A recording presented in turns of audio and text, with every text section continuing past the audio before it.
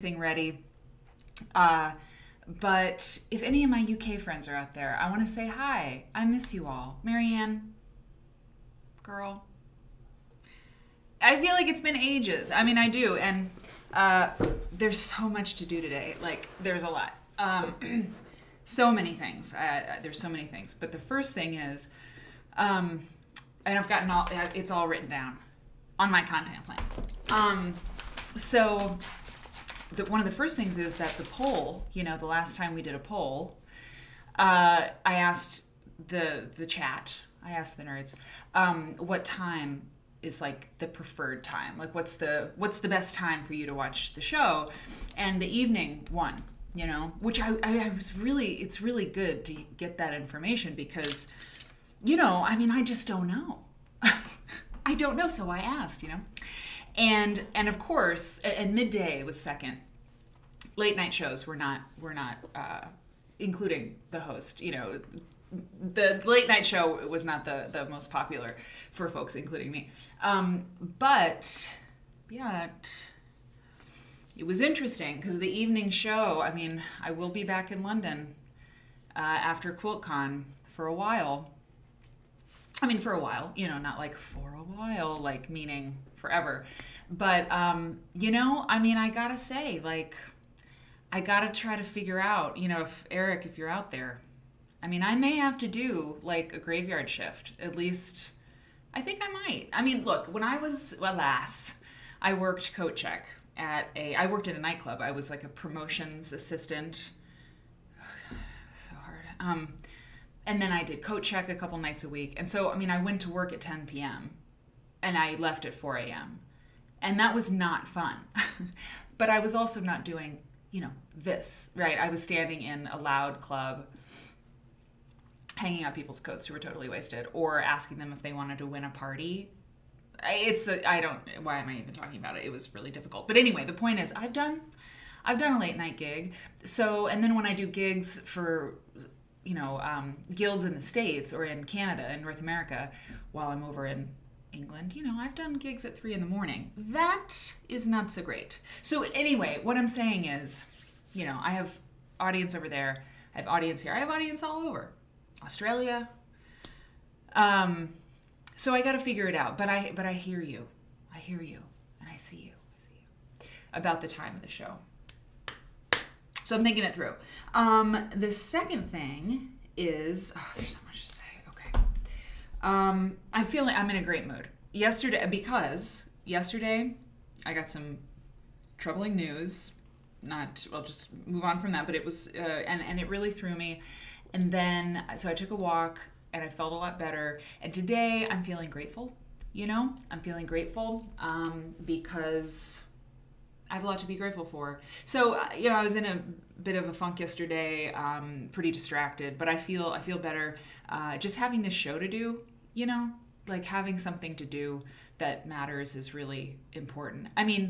It is work, but, it's different than that. But having work to do is sometimes really a saving thing, because it keeps you busy, keeps your mind off of stuff. So, So my day was different yesterday than I thought it would be, but today is a good day. So anyway, I said the thing about the poll. That's cool.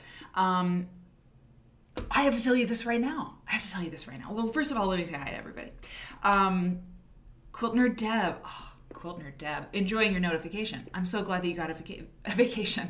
I'm so glad you got a vacation, Deb. And a notification. Notification? I'm just saying. Notification. Hello, Padma. NDH. Nose to Quilts. Brutally cold in Oklahoma. Chicago is not much better, I'm sure. Hey, Myra. Holmes, my Holmes. You need a dose of creative inspo today? Let me tell you. Just buckle up. Maybe you'll be so creatively inspired, you'll have to get out of your seatbelt that you buckled because there's just so much. Forget about it. Let's see. I just keep thinking I have lipstick on my teeth because it's very bright. Little Bird Stitch, Miss Delaney, Goofmeister's back. Hey, everybody. Hey. Yo-Yo Quilt Nerds. Maybe we'll get a howdy in here. Sewing machine questions. I love that. Rhonda Kernoodle. Hello. Theodore, thank you so much. Thank you so much. Oh, I didn't check my soundboard today. Oh, hold on. Oh, it's okay. Man, it's okay. It works. Hey, D. Marie. D. Marie and Sewing Karen and Oklahoma Proud. There's a howdy. I knew it. Kristen. Hey, Rose. Thank you for subscribing. You know, you picked a good day to do it, because one of the announcements that I have is about a giveaway. And I'm just going to tempt you all with that. It's really good. It's so exciting. Okay. Faith Quilts is here. Word and Burdener. Did I already say hi to you? Oh, no. I better. Sometimes if I break away from the hellos, I really forget who I said hi to. Sue is here. Hello, Sue. And Kay is here. So, let me see. It's buffering. You know what? I have to tell you. If you get some buffering, I had that the other day when I was watching a live stream on Twitch, and a refresh really did it. And one time I closed the tab and just reopened Twitch and clicked on the thing, and it was okay. So, I mean, if you're buffering, telling you to like refresh the tab is probably something you know to do, but maybe not. So just hit that refresh thing, and it was okay with me. So who knows? I mean, I hope that you're good on that, but I don't know. Okay, let's see. Miscellany says, I actually leave the stream on, but rarely get a chance to look at it after he gets home. Is it, who gets home? A child? A husband that needs lots of attention? A wife that needs lots of attention? I don't know. It could be anybody. Hey, Ivy Kadivy. Yeah, it was like 20 degrees yesterday, and I took that walk, and it was freezing cold. Let's see. I think I said hi. SJ? Oh no, trouble. Got trouble now. Hey, Liz D. So happy to be here. I've been watching hours of the show on YouTube. Girl, when you find somebody that you like to watch, it's just all day long, man. It's your third time on the live stream. First time joining from the beginning of the show. Listen, I'm so glad you're here. Maybe we can get some welcome baskets in the chat for Liz D. That would be great. So you're here for some really exciting news too about this giveaway. I mean, I attempted a giveaway a couple weeks ago, and that also is news today, but the first one is really good. L Riggs, hello. My volume's a little low. Let me see. Let's see. Hang on.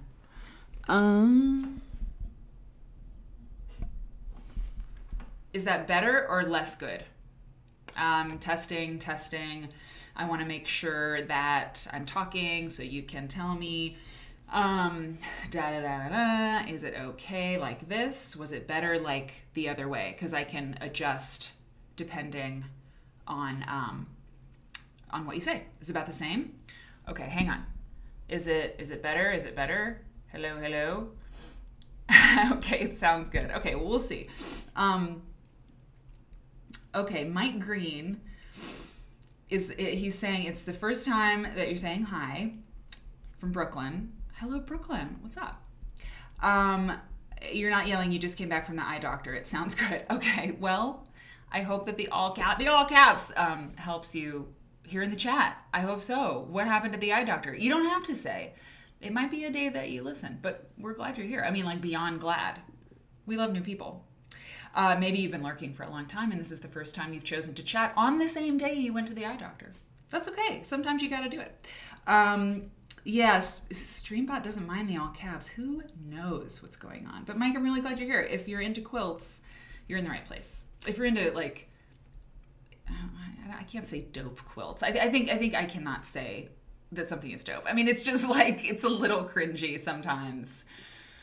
Anyway, but it is true. It is true. That's kind of what we do here. So I think a little bit, I can adjust the volume a little bit. Okay, so it seems like it's okay. So what's going on? Yeah, welcome baskets for Mike Green. I get to New York a lot. Well, I used to. Okay. Oh, okay, yeah. Kristen votes for a Quilt Nerd After Dark, where Mary tells us about the letters she got from prisoners. It's true. Yeah, when I was on PBS for the show, teaching America how to quilt, I got letters from prisoners, and it was a whole thing. I could have been married long ago, So wait, where was I? What was I saying? Okay. So the giveaway. I've got a big list. I just have to make sure I don't skip anything. Let's talk about this giveaway. So we're nearing 100 shows. This is show 85. 85. Oh no, Word and Bird Nerd, you're right. So this is show 85, and we're gonna have 100 shows pretty soon. And tomorrow night, that's another announcement embedded in this announcement. Tomorrow night is a Quilters Newsletter Friday. So we're gonna read an issue of a vintage quilter issue of Quilters Newsletter from 1974 tomorrow night. Yeah. So same channel, 7 p.m. Central. So we did it 2 weeks ago. We do it every 2 weeks. So, we've got 85 shows today, and then we got this extra show tomorrow. So I didn't do the math, or I didn't do the calendar. Someone may be able to do it. If someone would do it, that would be great. Like, if the schedule remains the same, where there's a stream Tuesday, Thursday, and Saturday, with, starting from this very moment, a Quilters Newsletter bonus every other week. What day are we hitting 100 shows? What's the date of that? Because on that day, I am going to do a giveaway. A giveaway to the subscribers. For anyone who subscribes to this show, you'll be entered into the drawing. What will you get? What will you get? Oh my God, I'm glad you asked. Check this out. This is going to be amazing. So remember last time we met for the show? Hey, Kitty Hannah. Kitty Hannah, first time on Twitch ever. You made it happen, Mary. Girl, this is the first time I've ever been on Twitch. Most of us, this is true. Although at this point, coming on 100 shows, we're like, is that the... I haven't done that in a while, the knuckle polish on my lapel. But I mean, at this point, we're like, oh, we got this. We Twitch. But in the beginning, oh my God. I only figured out how to do a poll the other day. So you're in good company. We're all figuring this out. I'm so glad you're here. Welcome baskets are just for you. They're just for you. Welcome baskets to come to anybody who's new here. Lots of new people. I love that. So we talked about Margaret Wood, this amazing quilt maker, Navajo Seminole woman who did fashion design using Native American motifs and things in her work back in like the 70s. And then she started making quilts, and she made these amazing quilts, and some of her quilts are at the Smithsonian. And Feed Puppy, hi! You finished up USPS training. Oh my God, thank you. That's like the post people. I love them. I send a lot of letters. I hope it went well. Not an easy job, but a very, very valuable job that I am very grateful people do. Yeah, here we go. Good job. Congratulations. So Margaret Wood, one of the places, the websites we visited was this place, Beyond Buckskin. And we went to this amazing shop. Okay, because the person who runs this store interviewed Margaret Wood some years ago. And we were like looking at this stuff, and it was like so cool. It was like extremely cool. And so we clicked in here, and I was like, love it. Love the things, including these earrings. I was like, I don't wear a lot of earrings. I don't wear a lot of jewelry, but like, which ones did I love the most? Well, this is very quilty, you have to admit. But like these, they're cool. They're just cool, man. And so, and then I was shopping around. These are great. If understated, yes. So then I was clicking around and look at these. The moccasins these are pricey, but the ones I actually liked maybe the most are like $120, which is not too crazy. Yes, my feet are like, yes, please. So then I saw, sorry, I'm just really excited about this. It's going to be the first giveaway I do. So they have gift certificates. So I got a $100 gift certificate from Beyond Buckskin. And for the 100th show, somebody's going to get it. And I'm so excited because, and let me tell you, one thing about this place, it's cool, right? Oh yeah, oh no, I'm still big. Oh no. Sandy tries. I am still big. I just got so excited I wasn't small. Damn. Okay. Really quick. Sorry. Oh, I didn't even look down. I can't do that. I always have to look down at what I'm doing. Let me just show you real quick what I was looking at. Yeah, what I was looking at. These, I love them. I love them a lot. I love these. Very understated. I believe I remember my line that I was saying, but these are just so great. Sorry, but we got it now. Very quilty, right? Very patchworky. So anyway, these are awesome. And then these moccasins. These are my favorite ones. This is what I was talking about. I mean, don't they look very, very good? and some of the moccasins are like $240, but these are $120.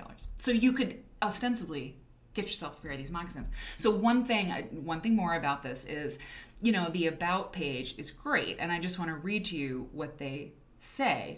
Beyond Buckskin, launched in 2009 by Jessica R. Metcalf, Turtle Mountain, Chippewa, as a website. So this is a woman who interviewed Margaret Wood. Okay, this is how we're here on this website. Quilt rabbit hole happening all the time. She started it as back in 2009 as a website dedicated to showcasing and promoting our continent's first artists and original designers. In 2012, the original blog website expanded to include an online boutique as well. The origin story of this boutique is rooted in positive activism and a desire to share our cultures with the world through fashion design. So, and then we currently work with over 40 individual artists and small businesses to get their incredible and unique work out to a broader audience. Our designers all advance traditional indigenous artistic practices by bringing ancient designs, natural materials, and cultural stories to modern fashion. Diversity, beauty, utility, and tradition come together in the garments and accessories we share with the world from our hands to yours. And I wanted to read it because, to be perfectly honest with you, I look at these things and I'm like, these are amazing. The heritage inherent in these items, this First Nation stuff, as a white, I'm going to be completely transparent. I want to make sure that I'm not, being weird, being gross. So I just wanted to make sure that you all knew and everybody knew, if that is a concern for you, no. The whole point of this fabulous website by this amazing person, I believe she's a doctor. When I read the interview with Margaret Wood, it was a doctor or something, this woman. So maybe since she started this, she got her PhD, or maybe she's a medical doctor. Anyway. So I just wanted to say, the whole thing here is supporting these designers, getting their work out there, sharing it with the world. I love this. Look at this. And it's not cheap, $84, but it's well, take my money, So for all my subscribers, you'll all go into this randomizer feature, that I do through this thing, the same robot machine that makes the polls, and somebody will win, because I really, really appreciate you. And a giveaway is the least I can do to give back to you all, because okay, I'm not gonna cry, but I could, this is amazing. I love this project. I love this show. I love doing it. It's so much fun. And it works because you're here. If you weren't, there's no show, or it's just me, doing this for Eric, Yeah, so that's not going to happen. So that's going to be on the 100th show. Did anybody figure out where, Myra, you have to leave for work. I don't like that. I hope you read the announcement. I'll mention it every time. Quilt math. Yeah, exactly. Well, anyway, I'll figure out, maybe even on the break, I can figure out what day. Oh, no, here, Nazda Quilts, you got it. If today's the 85th show and the schedule stays the same, the 100th show, 15 shows from now, will be February 20th, when I'm at QuiltCon. Shit. Now, just hang on a gosh darn second.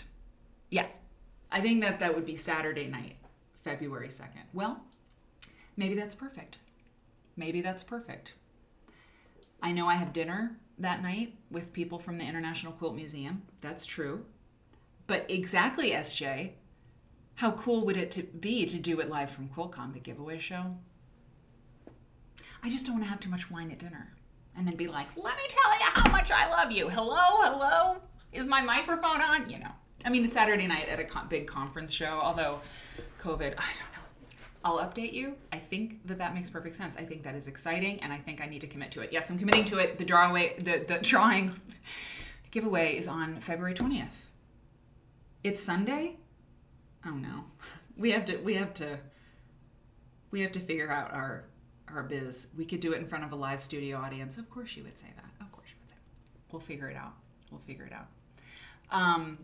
I love that everyone's trying. And I'm so glad that you're excited. I think it's a good giveaway. And then the Quilts for Kids Nepal quilt that I have, I took a bunch of pictures of it today, and I got the description of it already. And that giveaway is going to be, I thought maybe it was going to be, here's the thing. I could do it for like 700 followers or something like that. And we're like almost at 500. But here's the thing though. I feel like the giveaways should be for subscribers. I do. Because you can follow this stream, and you absolutely should follow, because then you get your notifications when I'm going live, you know? Mom, my mom's in the chat. Mom says we could be together for the show, Mare. Mom, you could announce the winner. We're doing it. So, and you'll be at that dinner. So we can be the designated walker. You know what I'm saying? So it's all happening. Marianne, the other Marianne is here, live from QuiltCon. You'd get up in the middle of the night to see that. I hope, yes, we're doing it. Okay, we're doing it. See, peer pressure, I mean, I cave. I'm a middle child. I want harmony. I want everybody to have fun. I'm like, okay, I can do that. Yeah, you know. So don't ever ask me to do something terrible, because if you convince me enough, I'll probably do it. So that is the 19th then, right? Let me just make sure, because I knew today would be a long show. I knew it. And I'm so glad, because this is where I want to be. And so for the people who have to go, maybe we'll still be on when you come back. I don't know. So it would be, hey Viv, so good to see you. I hope I didn't miss anybody else coming in. So the 19th, right? Yeah, well, we're not doing it on Sunday, because, I mean, Sunday is going to be like, I think the show's on Sunday, though. I think I give the tours, the special tours, every morning. And I think there's a tour on Sunday. Yeah. So, yeah, and then I'll be on a plane. So I think it's the 19th. We will confirm. But we will... wait a minute. Myra says, Dad was not a hunter, but he had a pile of leather hides, and he used to make beautiful holders for knives and tools, tool belts. He made me bags and belts. He was so talented. I miss him. That's I can picture, you know, everything you said. It's like, I can see these hides, and that's so cool. That's so cool, Mary. I love it. And you're responding to SJ about her dad being a hunter. I love this. See what I miss when it's like looking down, looking up. It's a whole thing. Okay. So, Ivy, we're doing giveaways. And so I'll just restate this and then we can move on. But for the giveaway, for the $100 gift certificate to Beyond Buckskin, live from QuiltCon, maybe I'll bum rush the stage and be like, the winner is, and they'll be like, what are you talking about? I'll be like, Quilt Nerd, watch it.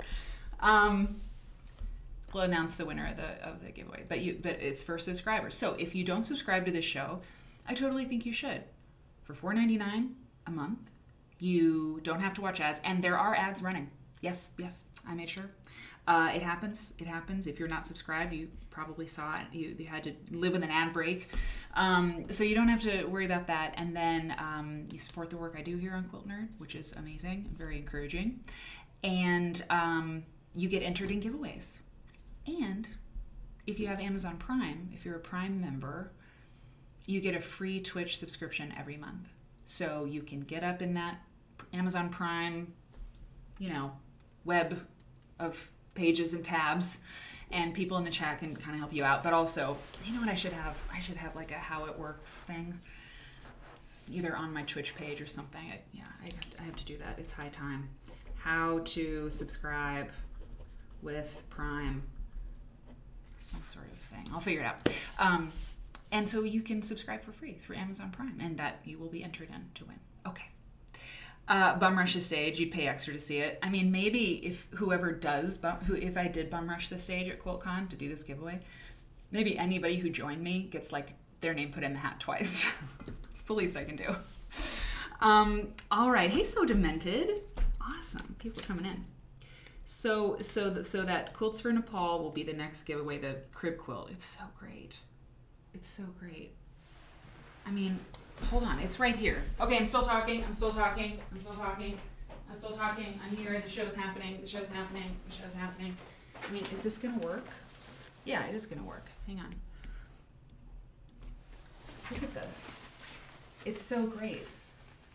It's so adorable. See, it says Quilts from Nepal, or quilts for kids, Nepal. And this is not Quilts for Kids, the one that's in the States. This is something completely different. And it's so gushy. And women in Nepal make these quilts. And look, it has hanging ties, so you can hang it as a wall hanging. It's really great. It's great. And I think it's about the same value as I bought it a while ago, but it's in a bag, unused. So that'll be the next one. But I don't know when that'll happen. 200 subscribers? That seems like a long way away, but it's a goal, Okay, so I know. I've been thinking about, that's the other thing. Now, if you're new to this show, you need to know that we talk about quilts here, and we love them. And today we're going to talk about Cowboy Quilts. We're going to talk about the dude who made this quilt behind me, who's a legend, Michael Cummings. We're going to talk about a quilt that I bought this morning. It will blow your mind. It's the cutest thing I've ever seen in fabric. So all of this is coming, and the business side of all this. I mean, the opening stuff. I mean, it's part of the show too. Sometimes there's a little bit to talk about, and sometimes there's a lot. Today there's a lot, but if you're in the chat, if you're watching the show, like, we're just like hanging out, So the last thing to say has to do with what Marianne said. We've been rolling around ideas for merch, and things are starting to come into view. One of the things on my little sheet here is merch, bookmarks. Is that not a great thing? We got to start small. Bookmarks, Quilt Nerd bookmarks, pencils, pencil pack. I love a pencil pack. And Mom, we've been talking a lot about how, yay, Myra's done with work. Oh, good. We've been talking about how you have said for so long that if you love office supplies, you'll love making quilts. Right? Hey, and So Fun is continuing the gift sub that they got from Marianne Fons. Speaking of Marianne Fons, that's so awesome. So fun. I'm so glad. Exactly. Pencils are a thing. Don't you love a fresh pencil pack? I have an old crank pencil sharpener over there. I love it. Wood shavings in the morning. So you can get, pencils like embossed.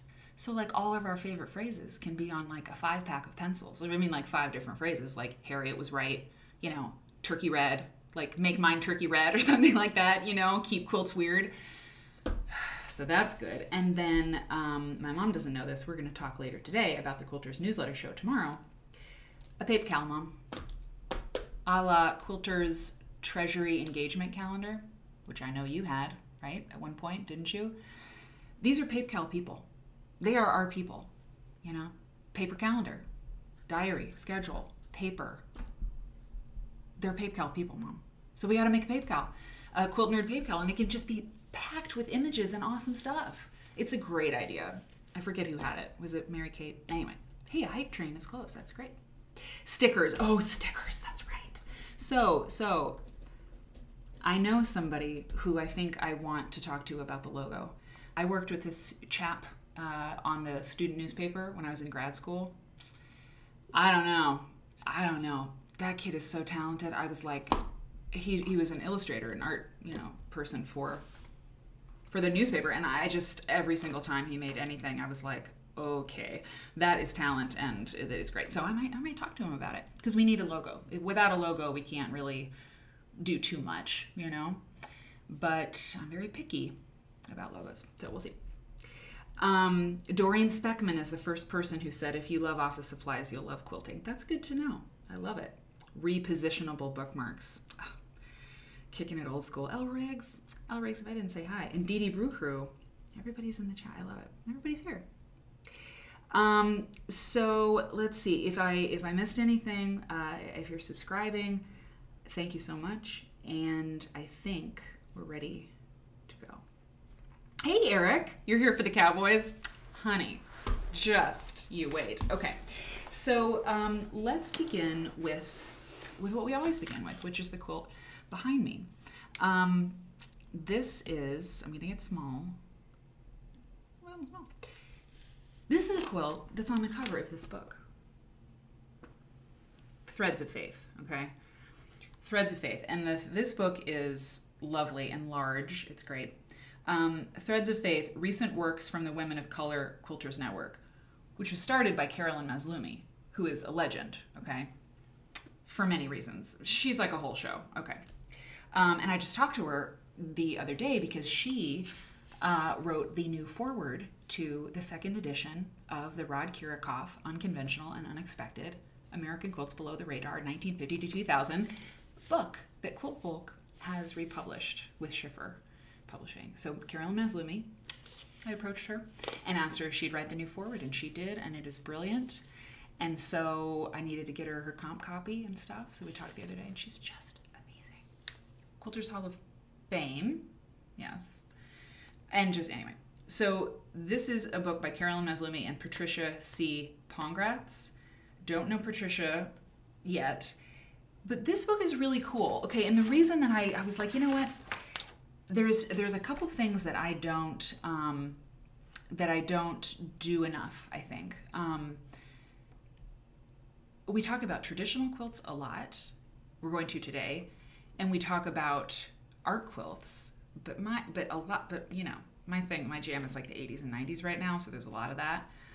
But what I haven't done a lot of so far is like contemporary art quilts, art quilts now. I have not done very much of. A lot of people that we've looked at, like Mary Fogg. Oh my God, I almost forgot something. Oh my God, I almost forgot something huge. She's passed away. We've looked at a couple, just a few people who have passed away in the last like 10 years. And I love their work so much because they made so much of it in the 70s, 80s, and 90s. But we haven't looked at very many contemporary art quilters. And we should, we have to, we need to. And we also, I don't think, have looked specifically at contemporary African-American quilt makers. It's like, I just think that's a place where like, let's beef that up big time. And the other thing that we haven't really done a lot of is the modern quilters. So I'm always thinking, there's a lot of things I can't do, but content, damn it, I can do it. I always have ideas. So I was just thinking about where we're at. And so then this book, I was like, oh, well, contemporary art quilts, African-American quilt makers, let's go there. And Michael C. Cummings is a man. We don't feature too many dudes either. So far, I mean, we're just getting started on all this. So this is the cover quilt for this book, and Carolyn Maslumi started the African American Quilters Network. I don't remember. 2000 and something. Yeah, I should know that. No. 1985. Sorry. Forget I said that. Live show. The thing that's cool about this book is its subject matter. Threads of Faith. Recent works from the Women of Color Quilters Network. And all of the quilts, the theme is the women's faith, or the person's faith, or it's got their faith or religion or religious iconography, or it's a theme. And it's really cool. Like, they talk about their relationship with God or their, you know, their struggles with things. And it's really good. It's a really good book, and it's beautifully made, and it's just cool. So I'm looking at it. And the cover quilt is amazing because it's Michael C. Cummings. So let us read about him and this quilt. And I'll zoom in on it and we can take a look here. First of all, a little bit about him. Michael A. Cummings. Oh, damn. Sorry. You know, that happened on the last show too. My mouth did not do what my brain was thinking. I'm not worried about it, but it was like I couldn't make my words very well. Why? I don't know. More caffeine, maybe less. Michael A. Cummings is considered the nation's, gotta go to this one, okay. The nation's leading African-American male quilter with an ever-expanding influence on the current generation of quilt artists. A native of Los Angeles, Cummings moved to New York City in 1970 and began his exploration of the city's rich cultural environment, acquiring friendships and engaging in spirited dialogues with many of that era's creative talents, which included artists Norman Lewis, Camille Billups, along with Romar Bearden and his wife. We know who Romar Bearden is. I love Romar Bearden. Inspired by Bearden's art and collage making, he began experimenting with collage construction in 1973 and soon moved on to fabric collage compositions, because collage and quilt, hello. I mean, the relationship is just like, it's right here for us, right? Art history degree, State University of New York. I'm skimming some of this because it's a fairly long bio from his website. A Harlem resident and passionate explorer of history, Cummings lives and works in a 120-year-old Harlem brownstone. I think I've seen pictures of it. It's filled with eclectic African-American, and multicultural art from his international travels. He's retired from a full-time position. Oh, I just love this quilt. It's so good, isn't it? Isn't it great? Yeah, he was featured in Craft in America. Totally. I love the eyes too. Let's go in the eyes. Let's go in a little bit on the eyes. Ugh. I love the purple wash here, you know. It's just perfect. Yeah, that Craft in America episode. Victoria Finley Wolfe was on it. Michael Cummings was on it. They went down to G's Bend with Joe Cunningham, right? I mean, if I saw it, feels like it was a long time ago. Anyway. His masterful quilts, Mr. Cummings, they've brought him national and international acclaim, and the acquisition of work by notable collectors, including the Cosbys, Whoopi Goldberg, Alonzo Mourning, the Renwick Gallery at the Smithsonian, the Art and Design Museum in New York, Brooklyn Museum, International Quilt Museum. I think the International Quilt Museum has his very famous Obama quilt. I think maybe he made a couple of them now. Anyway, we'll do a whole thing on Michael Cummings. Like, he has so many very important works, but he's done children's books, a Black History film series on HBO. He did promotional stuff for them. He did an Absolute Vodka ad campaign. So now we have Libs Elliott and Michael A. Cummings doing vodka commercial. I love it. He's been in a million books.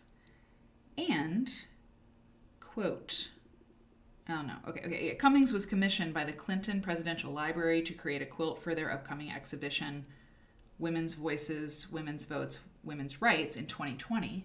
Interesting. And has created quilts for the Helios Foundation, commemorating the children who died in the Oklahoma City bombing in 1997, the National Underground Railroad Freedom Center, and the Knoxville Convention Center. He's received the Tiffany and Company Foundation Award and Excellence in Design Award from the New York City Art Commission. So he's kind of a big deal. Yes, Threads of Faith. Hey, and Sujan. Threads of Faith. You know that green screen doesn't like this. Here, yeah. Carolyn Maslumi and Patricia Pongratz, Threads of Faith. So there's just a little bit about this quilt. So let me show you the full thing again and just read to you what he says here. The starkness of the composition So this is Cummings speaking. Okay. The starkness of the composition, with only Christ visible, creates a mystique within this abstract narrative. Being raised in a Baptist church, always looking at portraits of a white Christ with blonde hair and blue eyes, I chose to create a Christ figure that has features like my own ethnic group, an African Christ. I chose to dress him in African fabric. I was taught that we are all made in his image. Taking that belief one step further, God is made in mankind's entire image. It's the spirit that's the most important. If you look at Buddha images from different countries, you will find his physical appearance reflects the country he was made in. Yet, people don't have a problem with Buddha's appearance from country to country. The early Ethiopian Christians created religious art that told biblical stories. However, the images they created looked like them. You can find the same artistic freedom in European Christian art. My ultimate goal is to have you feel the story with my quilt. And goes through all the awards and different things that he's won. Yeah. And then there's a Bible verse here. John 19:16 through 20. You know, so I mean, this is what I'm saying about this book being very specifically, you know, related to these people's, you know, religion and their faith. So John 19:16 through 20 says, "So they took charge of Jesus. He went out carrying his cross and came to the place of the skull, as it is called. There they crucified him, and they also crucified 2 other men, one on each side, with Jesus between them. Pilate wrote a notice and had it put on the cross. Jesus of Nazareth, the King of the Jews, is what he wrote. Many people read it because the place where Jesus was crucified was not far from the city. The notice was written in Hebrew, Latin, and Greek." And for anybody who's interested, they say what version of the Bible they are using. And it's the Good News Bible, today's English version, 1992. So that is that, yeah, self-portrait, Eric, I know. I mean, it's just like, well, and he said, I want, you know, this representation. I want people to see the story in this quilt. I mean, it's just totally, totally good. Goofmeister, I'm so happy you subscribed to this too. Listen, there's no show like this show. There's no show like this show, you know? And that's not like tooting horns. It's just true. It's just true. Like usual, I have to open the window because I'm very, very hot. So I'm just going to keep talking. I'm going to keep talking, and I'm going to tell you this is a voiceover. That's right. It's a voiceover in the show. Oh yes. Oh God, that feels great. Yeah, I'm doing a voiceover. Look at that. Look at that quilt. Look how great it is. That's right. I just don't want to be jarring with the be right back screen if it's only for a few seconds. Okay. So now let's look at this quilt that I purchased this morning. Yeah, I dove into the quilt like Gumby. So true. So I'll remember to get small. I try not to buy too many quilts. I bought the Jesus quilt. Speaking of Jesus,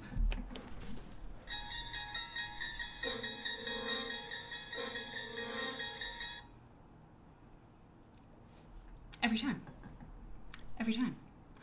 We're talking about Jesus today, which doesn't come up very often on this show. But remember, for like during Christmas time, also Jesus.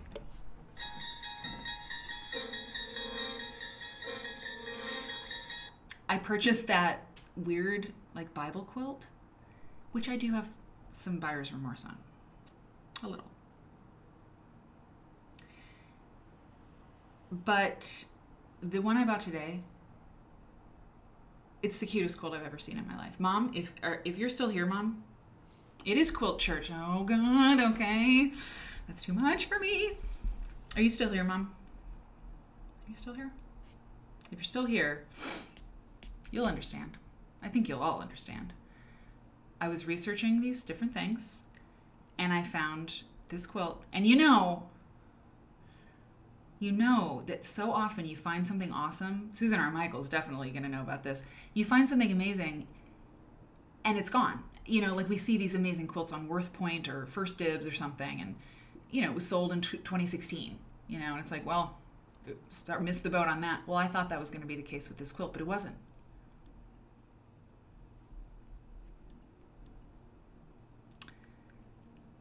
Mom, this distinctive, exactly. This quilt has puppies on it. And it doesn't just have puppies, it has puppies with these little faces. These little faces are the cutest little faces I've ever seen in my life because they're just little straight lines. And I love little faces with just lines for mouths because it's so cute. Now, this photograph is pretty low res, so I can't zoom in too much. And I think you can see, I know, this little scamp is missing his nose. Look at this little puppy. Look at the way they did it. The legs, the body, everything about it is perfect. I love this quilt so much, I want to cry. Like, it's so cute. Look at him. Just look at him. Just look at him. So and it was like, what was it, like $70? I mean, I was like, well, that's fine. Like, and it's tied. And you know I love a tied quilt. Look at these little munchkins. It's such a great design. It's a great design. And I was like, well, maybe the little mouths, yeah, that weird quilt wing. Oh my God. Yes. Well, maybe it'll be a collection one day. Maybe I'll have enough of them that it's like the Mary Fons collection. And I'm like, International Quilt Museum, I'd like to take a meeting. I'd like to bequeath my weird quilt collection to the museum. So, and it'll just be crickets. They'll be like, that's so generous of you. But this design, I like the eyebrows too, right down. So here's the thing. Is it tied with pom-poms? Maybe. I think it might be tied with like craft yarn. But the thing that I love about the little faces, these little smiles, or these little like existentially, you know, they're like existential concern mouths, you know, like, oh God, like, oh God, what is life? The different ears. Okay, so the little mouths. So I was like, well, maybe the person who made this just was not confident about doing a curve, you know, with the thread. But the eyebrows are fine. This guy's eyebrows are curved. This guy up here, you know, this person managed a little curve. This one looks sad. And the noses. So the choice to make the straight lines, that was intentional. We know. We don't do things by accident. That's one of our big beefs. You know, where when people are like, they didn't know how good they were. It's like, yeah, we did. Yeah, we definitely did. And like, you don't just throw like pieces of fabric into the sky and you're like, I don't know, like, let's see if it turns out good. No, you place every piece specifically. Even if you're like, this is a scrappy quilt, this will work, like whatever. It's all intentional. No piece in a quilt gets there by accident. So I would like to think that this person, I mean, where it's tied. Okay, yeah, yes, Kristen. So these little dots, these little red dots and white dots, those are ties. And you know, I don't know how that's, I mean, how did they get those little, they do look like pom-poms. I mean, that is tied, right? Does anybody have a different, I'm so into it too. Does anybody have a different thought about? Okay, Holmes says might be wool yarn that's felted into puffs. Yeah, okay. Yeah, I'm so curious. Being washed a lot, maybe. Totally. Hey, a nun maker. I don't know if I said hi. Sure. Sometimes, you know, sometimes I miss a question and it's terrible. I don't mean to. But yes, good. So one other thing about this darling quilt that I love so much. God, so great. Is, yeah, the ears. Look at these ears. Yeah, puppy aspiring to grow into an elephant. So the line is sewn on to a set of lips, then appliqued to the face. Exactly. There's like this little, they've got a little muzzle, you know? I mean, what? It's just great. And then like this body shape. Let's just look at the full thing again. I mean, and it's a crib size, they said, but that's a fence. She said, I mean, I don't know what the description was, child size or crib size, but is that what's going on there? What is that? There's like a white dot on my green screen. Anyway. Oh, no, it's my cursor. So I forget what size, but Clifford, maybe that's what it was. Maybe. I can't wait to get it either. Maybe it was a child who really loved Clifford. That's actually a really good point. Isn't it bonkers? Okay. So I just couldn't believe it was still there. It was one of those things, my heart sank. I was like, well, it was probably like sold in 2009, you know? Nope.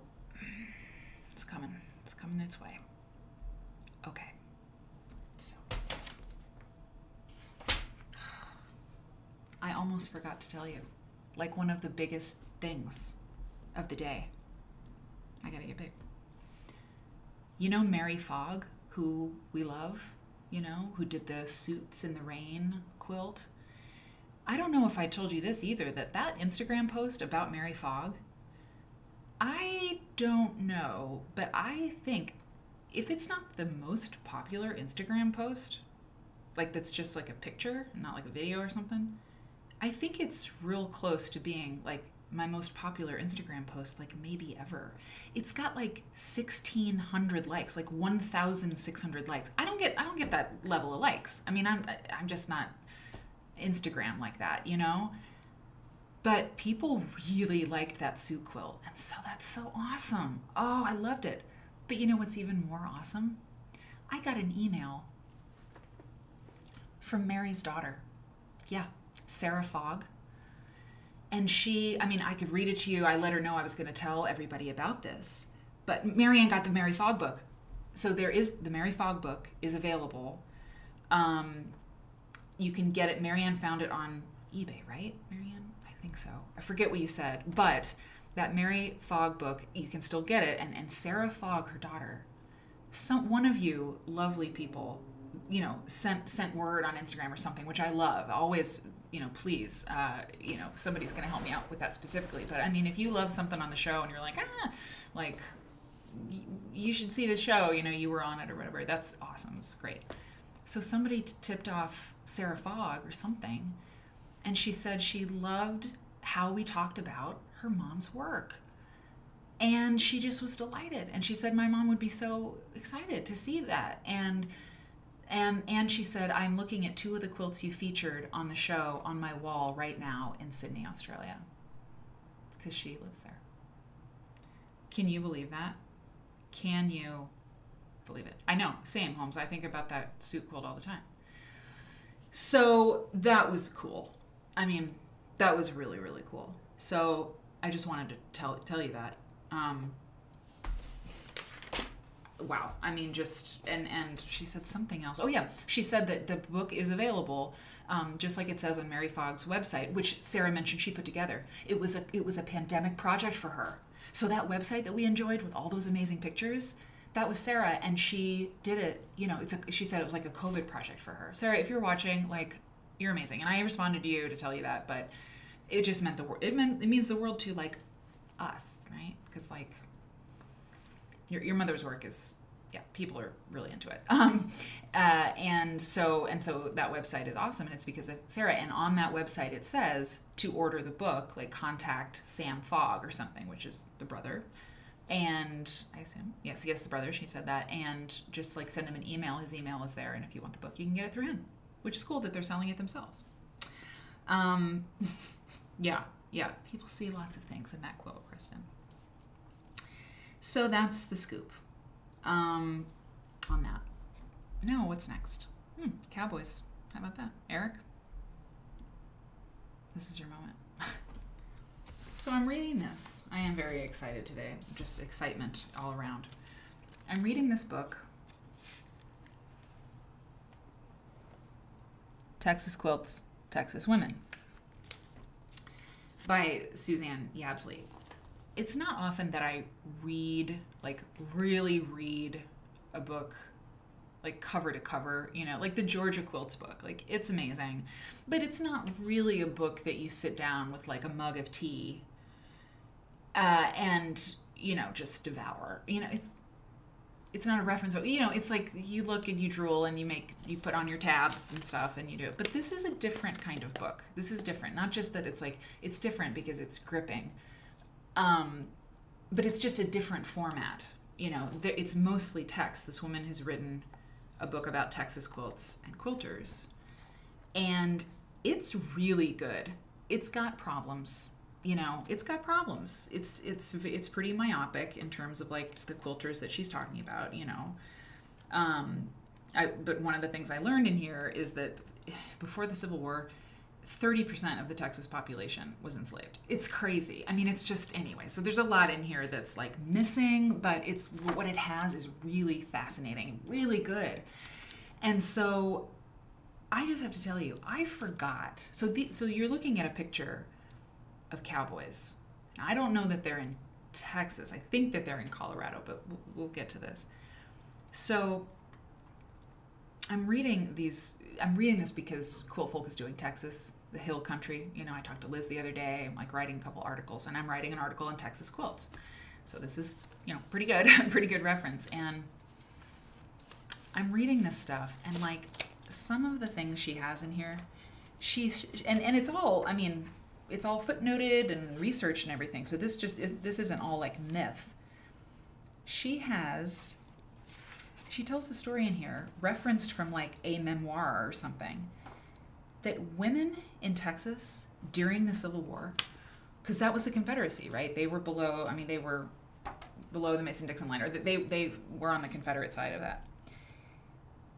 Cloth was so scarce during that time. Bands of women, and I quote, I don't have it marked, but I'll never forget it. Bands of women in Texas banded together, or groups of women banded together, and stopped coaches in the road.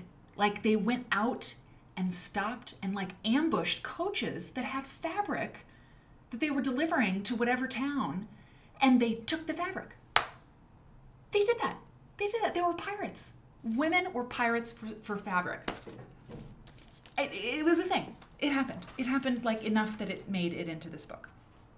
I mean, I just couldn't believe it. And then another thing, Another thing is, I made many notes. Okay, hang on. Oh yeah, I forgot that the Confederacy had its own money. I forgot that the Confederate states had their own currency. Now it's kind of, I mean, I've seen Ken Burns' Civil War. We've all seen the Civil War, and I love it. Hey, Bip. But I forgot. And I forgot that the Confederate dollar, it wasn't tied to any hard assets. The Confederate dollar was tied to the promise that they were going to win the war. And when they did, everybody's money would be worth a lot of money. But things did not go as planned. So, I mean, I'm probably, you know, I haven't seen Gone with the Wind in a while. You know, I don't know. I mean, that's a lot of people's, like, you know, for a long time, it was like Gone with the Wind sort of told the story of, you know, the South or whatever. So maybe if you've seen that movie, you know, maybe that plays a big part of it. I don't know. But just the ruin, right, of the South for, you know, a lot of people. I mean, the money thing, I was like, oh my God, it was worthless. It was worthless. It was worthless. It wasn't worth the money it was printed on. Paper it was printed on. And so the fabric was just like, I mean, anyway, so there was a lot of scrap and subsistence quilts and stuff that were made. And that was one of the things that it just drives home the point. So a lot of quilts at that time, and then when people just didn't have much fabric, they were like the subsistence quilts or like the everyday quilts. You know, they weren't all this fine needlework and things, because it just drives home the fact that our quilts look how our lives look. Like, you know, this idea that there's a specific quilt that comes out of the South, it's like, well, any woman who doesn't have time to take lovely little stitches because she doesn't have the time or the money to really focus on that, because she's doing everything else, like birthing a cow and then like birthing a baby and, you know, keeping, you know, the dust out of her house. Those quilts are gonna all, you know, they're gonna be similar wherever you are in the country. So I talk about like telling the whole story of the American quilt, it's just so important. It's like, yeah, the women in Baltimore were stitching these tiny, fancy chintz, confections because they had the time and the money to do that, And if other people had the time and the money, they'd be making the same kinds of quilts. So it was just interesting. And get this, speaking of the dust, and this was in the 1800s. This is like before the Dust Bowl, before the Great Depression. Just a few factoids, because I called Eric yesterday. I was like, you gotta hear this. People lived so far away from each other in Texas because Texas is so huge. So these pioneer people, and it's like the pioneers, like it's all a disaster. America's a disaster. But the people who were like colonizing the land, it was not fun for them either. Like it was just really bad. So this one woman talked about, she wrote a letter home to her mom, and oh wow, oh my God, Naflinster says, I think I read somewhere that after the war, women, people used the Confederate money as quilt batting since it was worthless. But I have absolutely no idea where I read that or if it's true. That is an amazing, myth. If it's a myth or if it's true, but that's I've never heard that. That's amazing. I mean, I've seen newspaper used as quilt batting. I saw that once during the Great Depression. I saw newspaper as batting, not as paper piecing fabric. Batting. A woman showed it to me. I think I told that before. So this woman is writing, this is all in this book. A woman writes a letter to her mother, and Suzanne prints the letter. I mean, the letter is transcribed here. And she is describing her house, her log cabin. And she says, we have a table and a bed. We use trunks for chairs. And she says, that may seem strange, but the nearest town is 75 miles away. So we make do. I mean, how are you going to get chairs with money, and then get them back, on a wagon to your log cabin? It's like, no.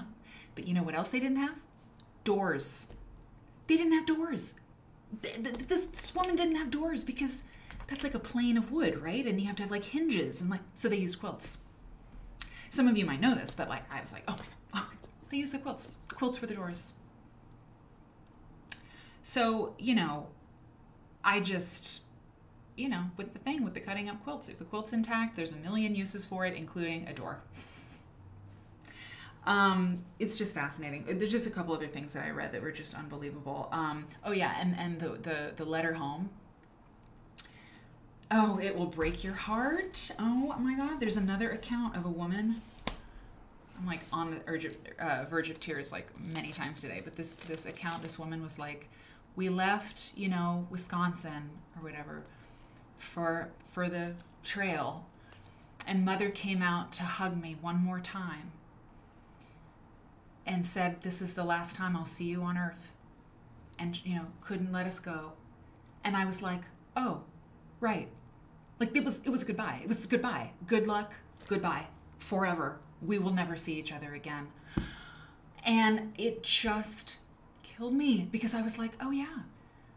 If they survived going out wherever they were going, if they survived, it would be years probably before you heard from your daughter to even see if she was alive. It just oh my God, blew me away. And the last thing that I'll say about this Texas stuff is that, well, I mean, then we're going to talk about these cowboys, okay? Because that's a quilt on that dude's lap. I don't know if you noticed, or on his body. Oh my God, wow. Okay, so, you guys are so great. There's a stitching difference, in the construction of Texas quilts. I wrote down the page number for it, page 31. This is really interesting. I have never heard this, but here we go.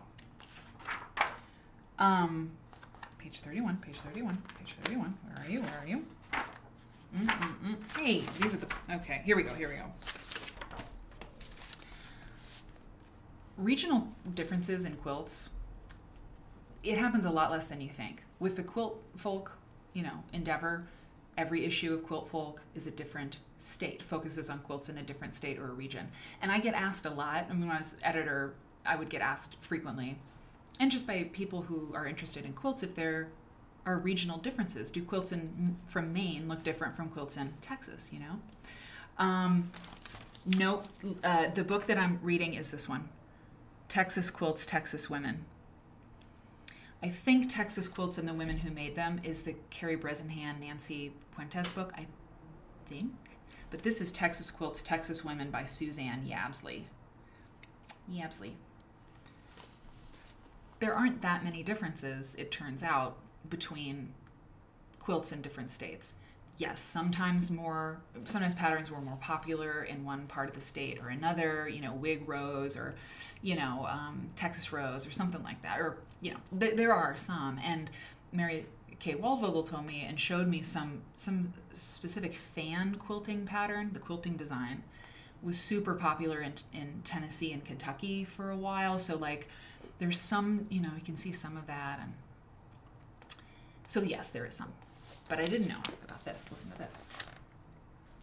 A minor regional quilting variation may have its roots in those early days of dugout living. Yeah, homes dug out of the ground. I mean, we know what a dugout is, but like, imagine. In the panhandle of Texas, the traditional manner of quilting is slightly different from that found in central Texas. In the hill country, quilting is commonly done in the ditch. That is, in the seams of the pieced pattern. We all know quilting in the ditch.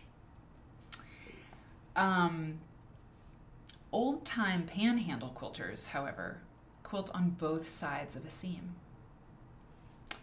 Whereas central Texas needlewomen might regard this practice as a waste of thread, to the panhandle quilter, staying out of a ditch might have a symbolic significance dating back to harder times. I mean, that's speculation. She doesn't reference anyone who said that.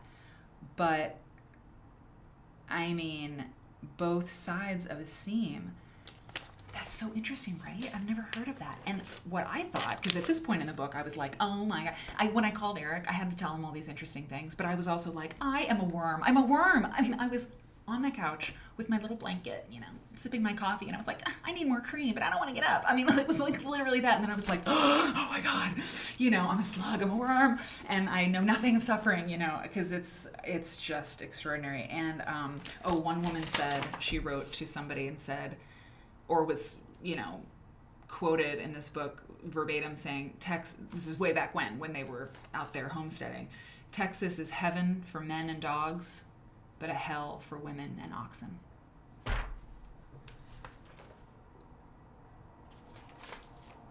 Yeah. So, yeah, I was just like, I am terrible. And, you know, it's also true that, you know, they had these beautiful skies that they were looking at, and the women took pride in their homes and everything.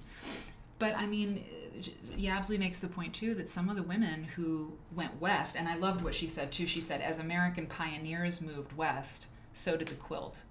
And we talked about indigenous quilters last time, and it's like they didn't have a quilting tradition until the Western folks came along and taught them this particular kind of textile work, you know.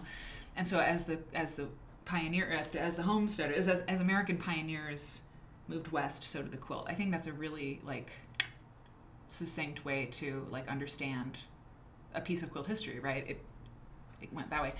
But she made the point that some of the women who were going out there were like immigrants from Germany or whatever, and they had lives and had like drank out of like teacups and things, and it was like this difference is so stark. Anyway, hey Rod. So we're geeking out now about Texas history, but I mean, the 1883 Yellowstone prequel depicts how rough it was traveling through Texas on the Oregon Trail. Ken Burns. Is that what probably? Yeah, that's probably him. Anyway, that's that. I recommend this book. I recommend that. Yep, Myra. I would be totally okay without real furniture. Same. Make it work. But an absence of a door would freak me out. No wonder they were absconding from fabric. When God closes a quilt, he opens a door. So I recommend that book. And here's where we get into the Cowboys. So, Paramount Plus. So I'm flipping through, and she talks about something called, I don't know if it's Suggan or Sugan, S-U-G-G-A-N, Suggan quilts. Although there's alternate spellings of it. Hang on. Alternate spellings of it, like Sogan. Yeah, okay, so Sugans, okay, or Sugan, S-O-O-G-A-N. I mean, when I'm bringing this information, I'm like, some of you may know about this, like, because you're nerds, and so sometimes I'm like, have you ever heard about this? And probably a bunch of you will be like, well, yeah. S-U-G-G-A-N, S-U-G-I-N, Sugan, or Sugan, S-O-U-G-A-N. A crude, undersized quilt used by cowboys and, okay, jippos, okay, G-Y-P-P-O-S, sounds not great, as independent loggers, independent loggers in the Northwest, okay. A sugan, derived from an Irish word, was also known as a parker, or henskin, H-E-N-S-K-I-N, like a hen, like hen, when it was stuffed with feathers. Elsewhere, it was known as a hired man's quilt. Usually, I'm reading from something else, I'll tell you what it is. This isn't from the book, this is from something else I found online. Usually made of large patches cut from pants and coats. The sugan was often tied rather than quilted and weighed about 4 pounds. It was said a pound for each corner. It could be square, and, quote, drove cowboys crazy trying to decide which was length and which was breadth, as the saying went. Okay, so I'll tell you some more about that. So I'm reading this, and I'm like, wow, cowboy quilts, that's cool. Yeah, I think so too, Marianne. So I'm like, that's cool. And then, so she mentions it a little bit, and then there's a picture. Let me show you the picture. Sure, it's next. Yeah, it's next. So this picture, by the way, this is actually a picture from the book The Quilt That Walked to Golden, which is Colorado's like quilt documentation book. Sorry, I opened the window and now my nose is cold. Gee, glad I don't have to go 75 miles on a horse to close it. Glad I have a window.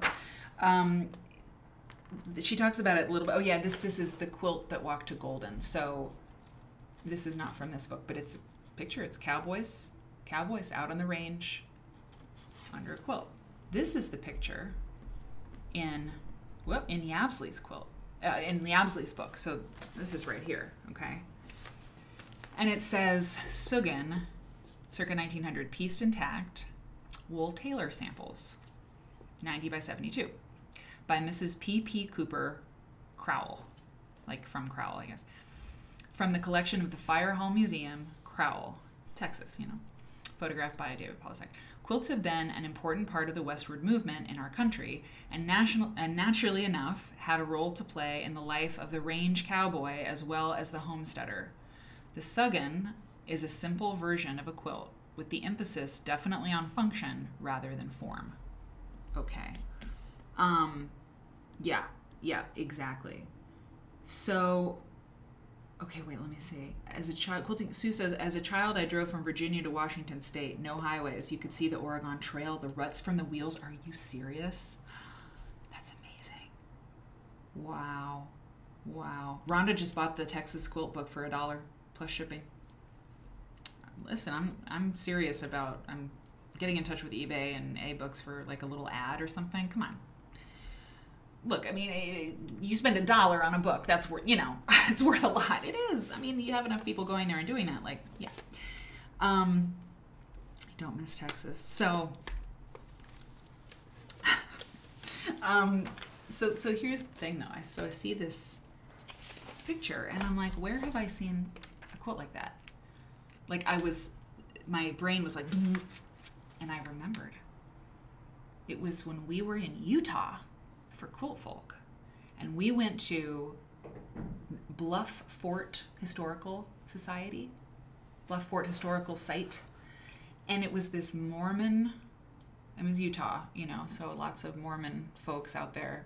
And it was like this living history place where they had Bluff Fort still set up, you know. I could have gotten pictures of it, but you know, they had like the covered wagon there, and then they had like the old store, and then the well, you know. And so we walked her, and the reason we went there is because when we were researching Utah, we learned that the Bluff Fort historical site, in all the little cabins that they've created or recreated, or maybe some of them are original, they have quilts on the beds. And so I was like, oh my God, that'd be a great story for Quilt Folk, because we can take pictures of all these quilts on the beds. And we did. And here is one of the quilts that was in that place, in Bluff Fort historical site. And hang on. So when I was like, wait a minute, where have I seen a quilt that like looks exactly like that? And I mean, Utah is considered open range, right? I mean, were there cattle in Utah? I don't know about that. Maybe that's really dumb. And maybe this is just a like subsistence quilt, whatever. Maybe it's not a sugan. But I would like to point out the fabric in this quilt. That would be a bit of corduroy, wouldn't it? And that would be a bit of pinstripe, would it not? Above the corduroy. Oh, let me move it down. Chat's kind of in the way. Look at that pinstripe. Look at this. Tucked in there. And that's some wool, like gabardine or something. And then there's some twill down here, that purple. And a lot of these Sugan quilts were made from tailor's swatches. You know, Quilt Nerd Deb, same. Like, this content is so interesting, right? It's just so interesting. So look at this suiting material. I think that. And so, I don't know. I mean, obviously there had to be cowboy people out in Utah. And the one that she makes the point too, he absolutely makes the point that, you know, the cowboy thing, for the grip that it has held on the American mythology, the story of our country, cowboys, it was not a thing for very long. I mean, because it was like razor wire and the extinction of the buffalo, you know, super. Like, cowboys did their thing for a little while. They weren't like, I mean, it's just, the West was changing so much and whatever. But they were all over the place, right? At least up into Utah. I mean, this was a desert-y. Yes, that was a place where, yeah, we visited this guy who was a rancher. Oh yeah, they had tons of cattle. It's all coming back to me now. We visited this ranch, and this guy was a Mormon bishop. It was interesting. And they had tons of quilts with branding, of course. They did quilts, they were branding quilts with the different brands. I should show you those, they're amazing. And that was Utah. So I think this is a Sugan quilt. Let's take a look at more pictures. These pictures were taken by Ajuri Watala, the brilliant Ajuri Watala, who I need to call. I styled this photograph, thank you very much. I think the napkin and the iron works up there, but maybe not, I don't know. Yeah, I took it off the trunk and hung it up. And I just think, you know, only Mary Kay Waldvogel could probably tell us for sure. But, I don't know. Pretty interesting. It looks a whole lot like this. Does it not? And it looks a whole lot like this. Does it not? And I think it's a quilt detective moment. That's what I think. So, well, I mean, am I onto something? Yes, no, maybe? Burned quilts. Burned? Did they burn them? I don't think so. I mean, did I say something that sounded like burning? Maybe. But I don't think so. I mean, unless they needed them for warmth or something. I don't know. Probably not. Anyway. So that's that. That's a cowboy quilt. Okay. And then, is there anything else about this I could?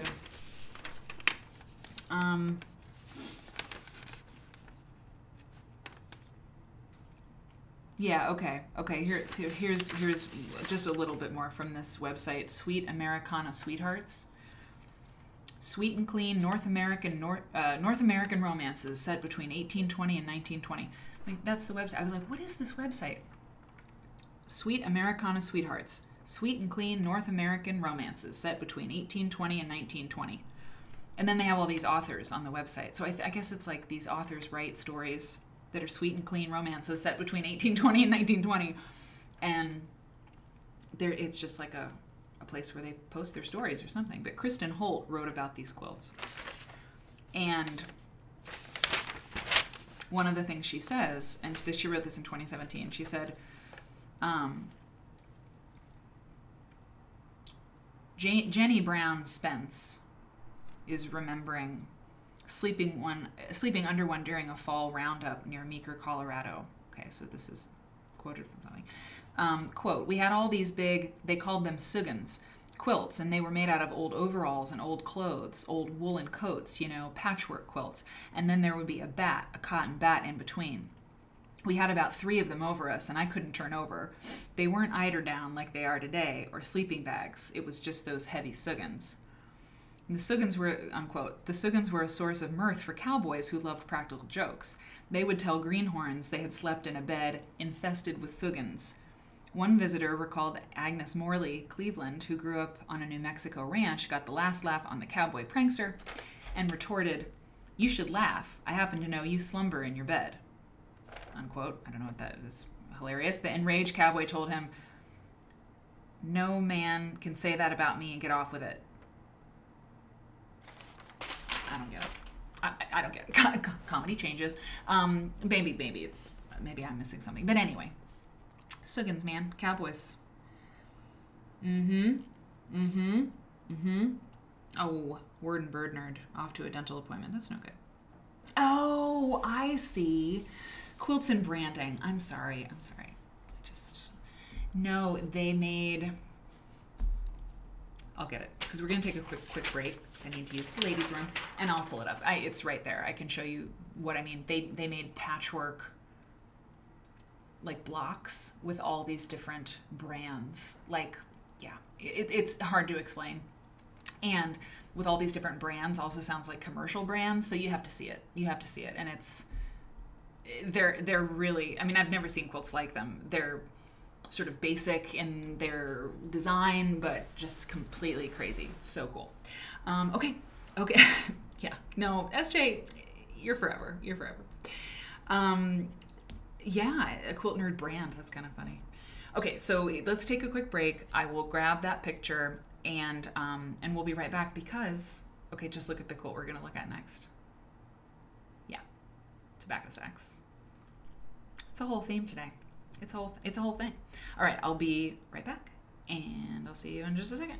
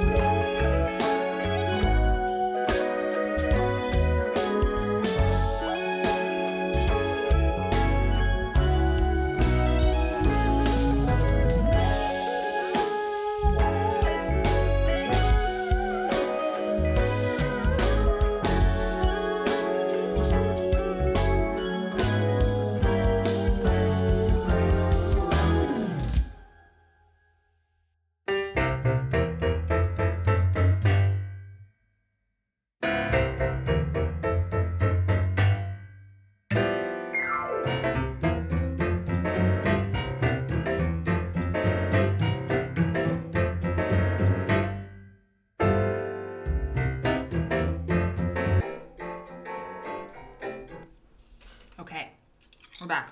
I got really hungry.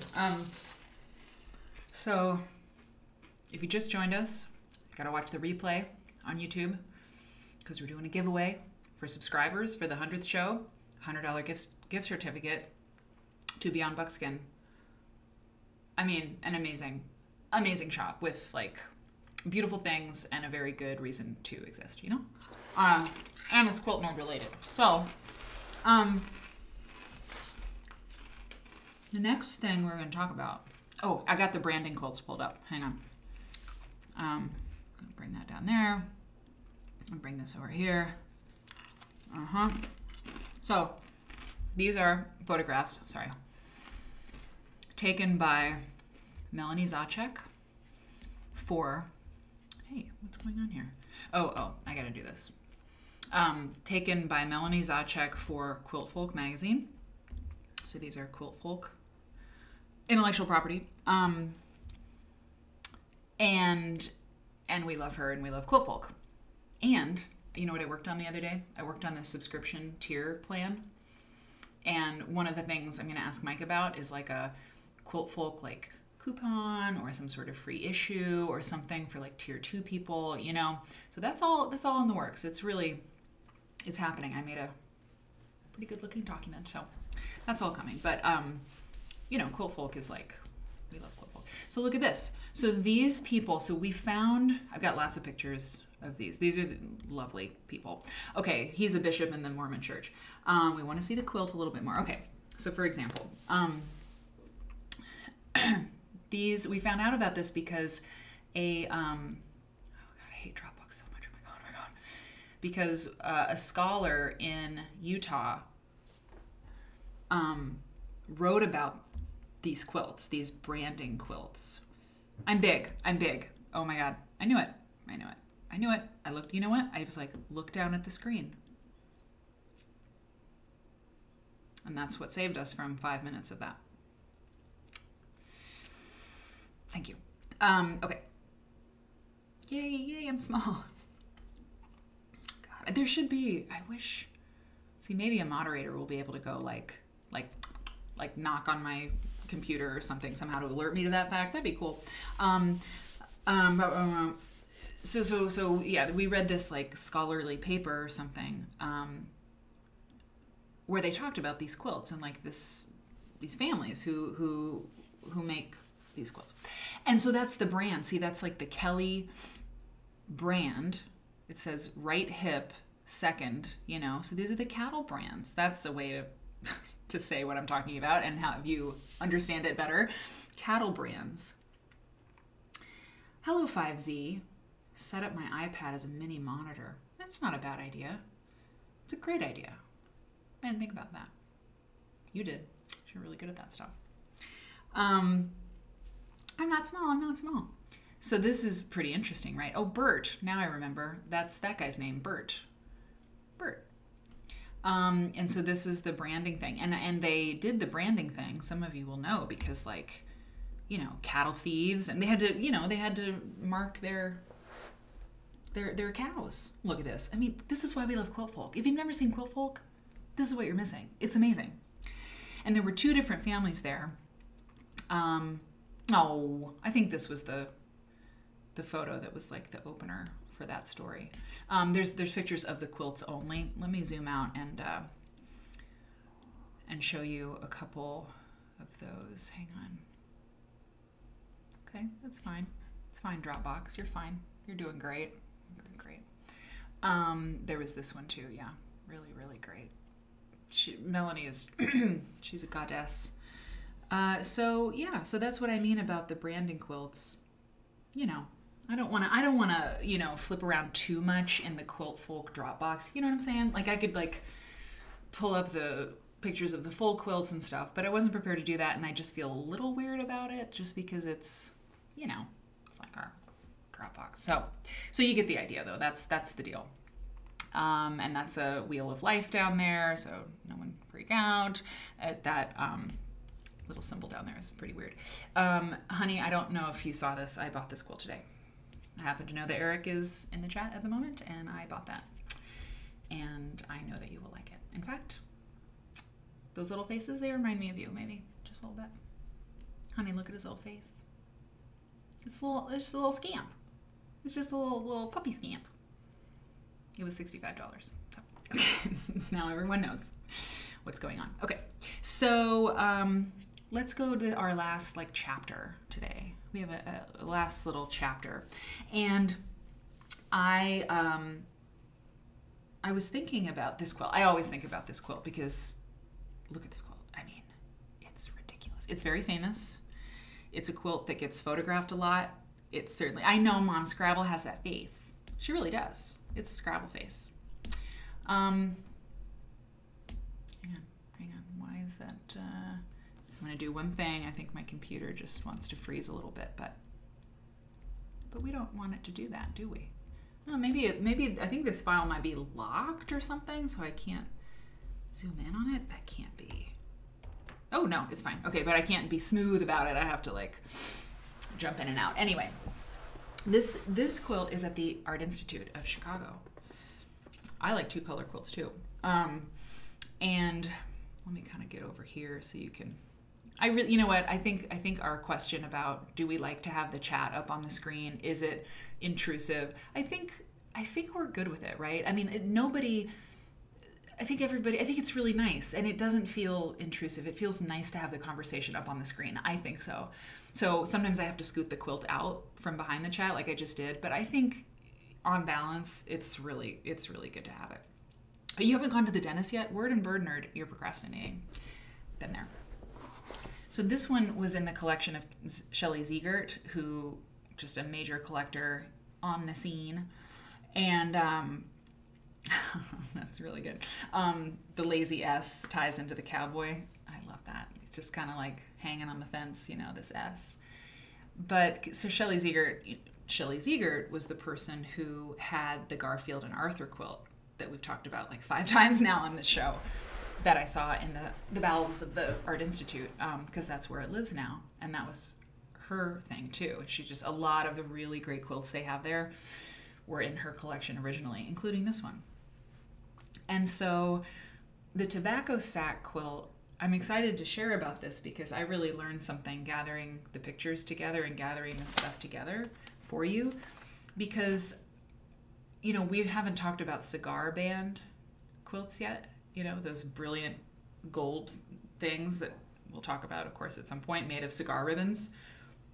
They're really amazing and weird, but great. And then we haven't talked about what I thought tobacco sack quilts were, or whatever. I've always thought of them as this. These are tobacco labels or something, okay? And I don't know about these quilts, so we're not going to talk about these particular quilts today because this is satin. I don't know if those little silks were inside a pack of tobacco or not. I don't know. We'll talk about it later because I don't know. But when I thought about tobacco quilts or tobacco sack quilts or whatever, I always pictured these silk things with all these little flag-like things on them, satin or silk or something, like tobacco silks or something. And these are definitely a thing. They are a kind of quilt that you can look at, and we will one day. But tobacco sack quilts are totally different. And this says tobacco sacks. Did you notice?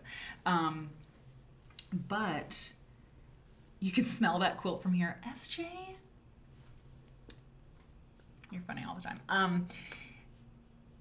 So tobacco sacks, and I always thought when I saw this quilt that it was dyed with tobacco, that the brown fabric was probably, hand dyed, obviously, home dyed with maybe some sort of tobacco-based dye, which may be true.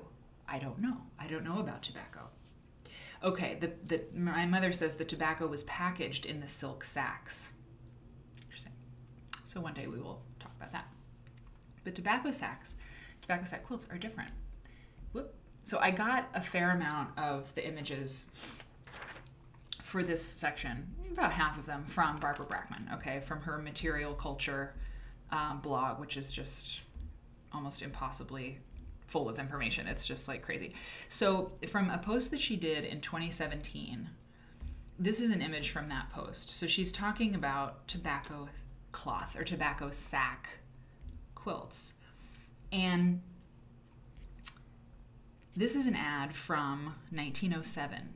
And it says, "Those getting ready for their tobacco crops, please keep us in mind. Tobacco cloth. We will be glad to supply your wants while it lasts." Okay. And then in the Dictionary of Textiles, also a screenshot from Brackman, it says that tobacco cloth is very light and open cotton fabric made of short staple and usually plain weave. It is used for wrapping tobacco. Antiseptic gauze, that's really interesting because it's sort of gauzy looking, printed drapery, flags, etc. So wait, let me see what picture I've got next. Okay, yeah, okay, so here's like a tobacco cloth. This is like for tobacco. You carry tobacco in it, right? Whether you're selling it or maybe baling it, I'm not sure about that. But I have a full quilt here in a second that will tell us a lot about this. That's not from Brackman's blog, but from a, I don't know if it's still for sale or not, but it was from an antique site. So that's tobacco sack. So here's something, and this was Brackman, I think the last picture I have from her. This is a quilt, at least a top, made from tobacco cloth.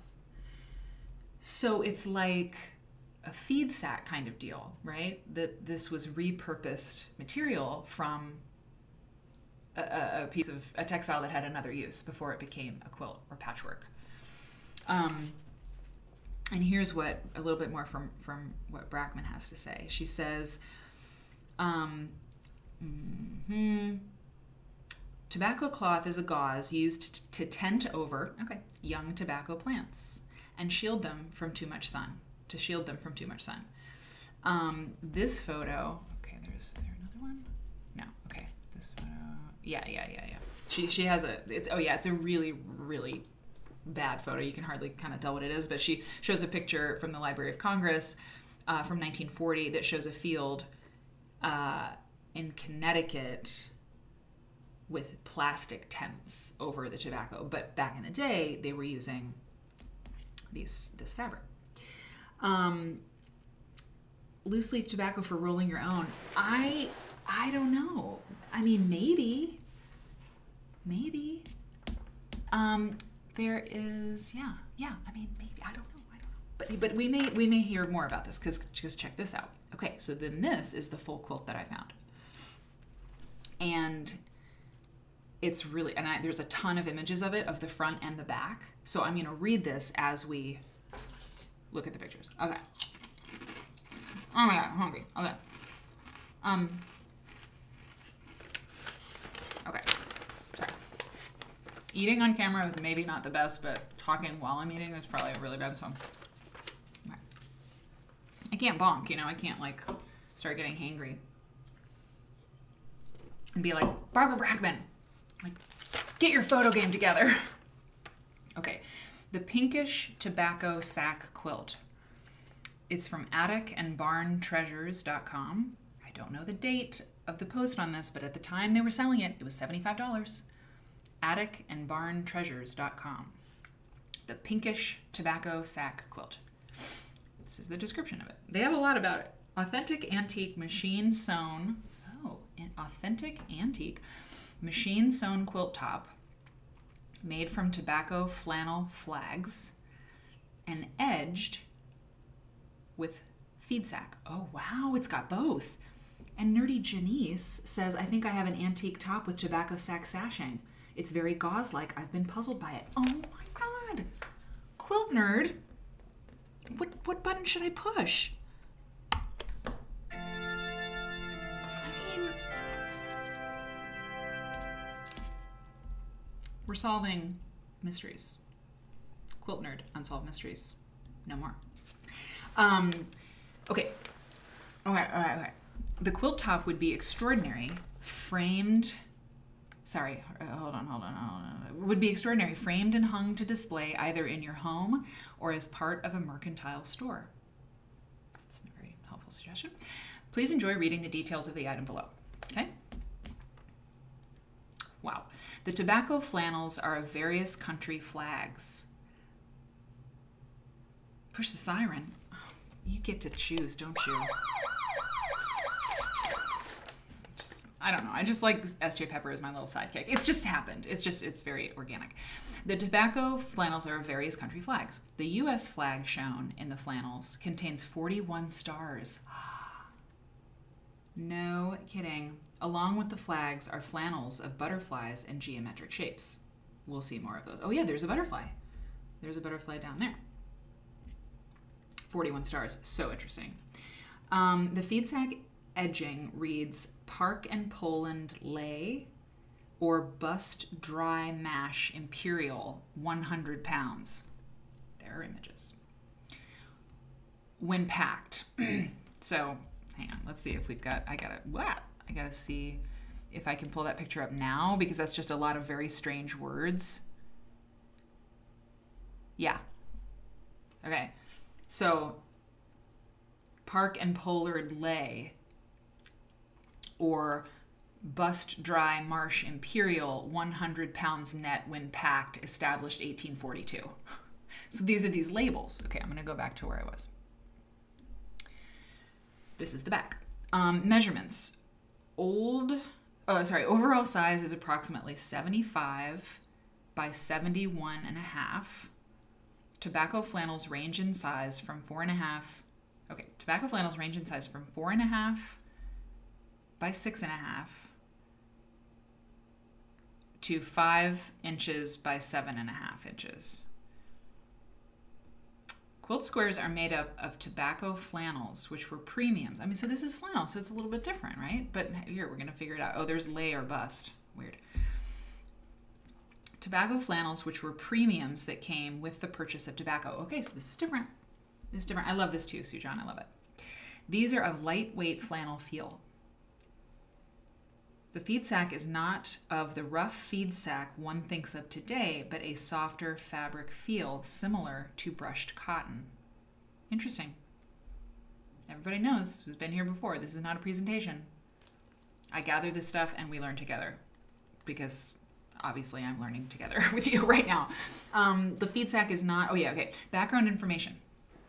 This item came to us from the estate of a descendant. I thought it was a decadent, I wish.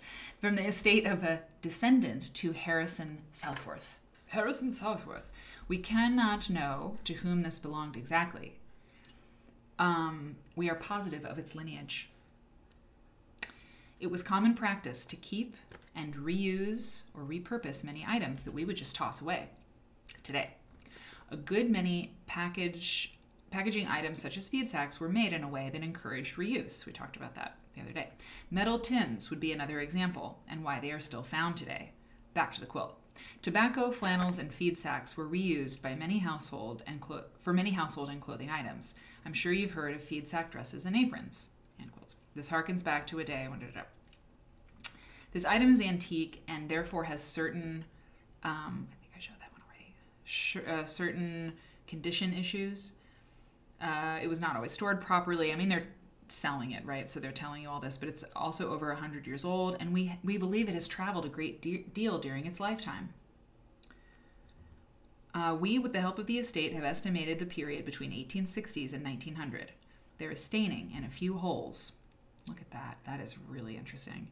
Fortunately, these are contained mostly on one side of the quilt, shown in the photos. There's some fading throughout, as would be expected. Some flannels show original colors on the reverse side, which leads us to believe this was either used as a light blanket or hung for display. We believe the former. Should you choose to display this framed or on a quilt rod, okay, they're like, you can do it without showing the stains. It's okay. We haven't laundered it. I think that's probably a good idea. And then they just, yeah, they're like smoke-free home, or smoke-free shop, whatever. That's kind of ironic, isn't it? Our shop is smoke-free. It's free of smoke. Smoke smells. I mean, wow. So here we have a really interesting development. There are these satin tobacco quilt things. And then there are these tobacco sack quilts. The most amazing thing ever being this. And there's tobacco flannels.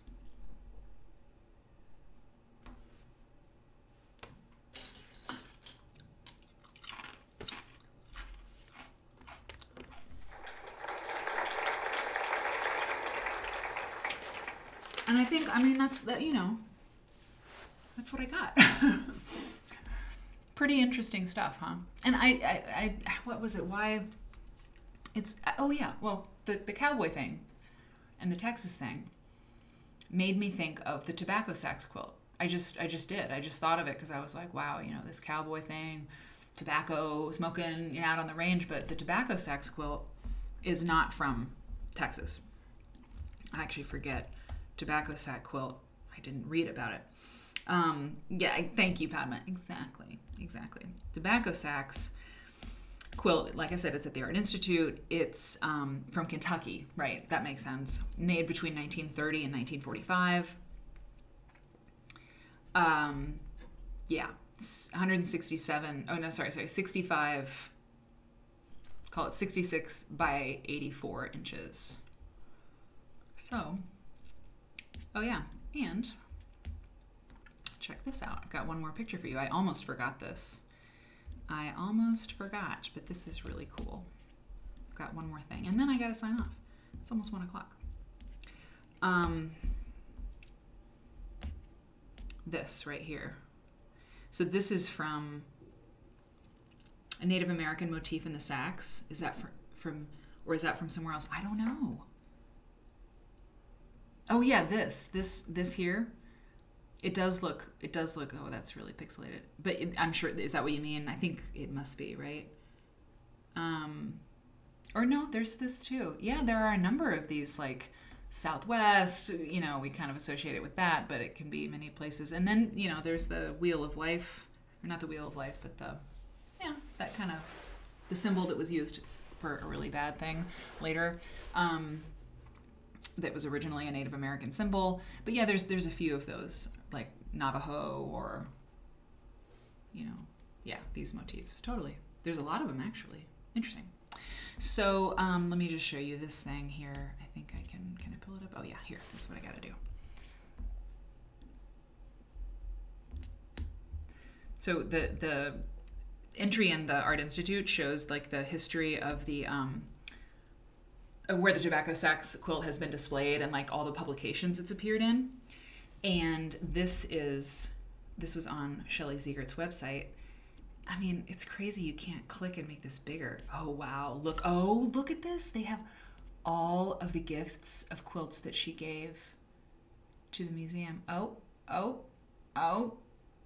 This one's insane. We'll just look at all of those. Don't read ahead. Don't read ahead. It's really, you know what?